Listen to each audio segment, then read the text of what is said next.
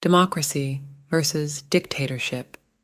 Stories for the greats and for those who are yet to become greats. Enno Finn Songwriting, Democracy. Who explained the word democracy best? Which writer said that democracy is the dictatorship of the little man? The statement that democracy is the dictatorship of the little man is often attributed to Oscar Wilde. Wilde, known for his astute and sometimes cynical statements, is said to have expressed this thought to point out the potential tyranny of the majority or the leveling of individual freedom in a democracy.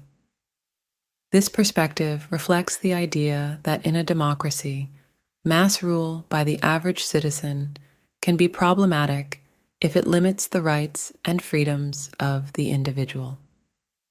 When it comes to explaining democracy, Alexis de Tocqueville provided an in-depth analysis of democracy and its dynamics in his work on democracy in America.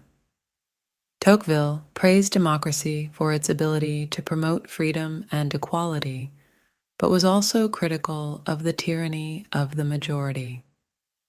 This tyranny could arise when the majority suppressed the interests of the minorities. Both authors provide interesting perspectives on the benefits and potential dangers of democracy. Dictatorship. The word dictatorship has been explained and analyzed by many writers and thinkers, but one of the most succinct and powerful explanations comes from Hannah Arendt, a political theorist.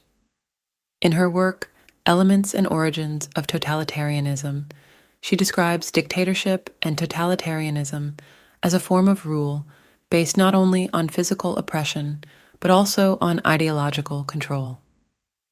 Arendt explains the mechanisms of dictatorships very clearly by pointing out the dangers that arise when people can no longer think and act freely.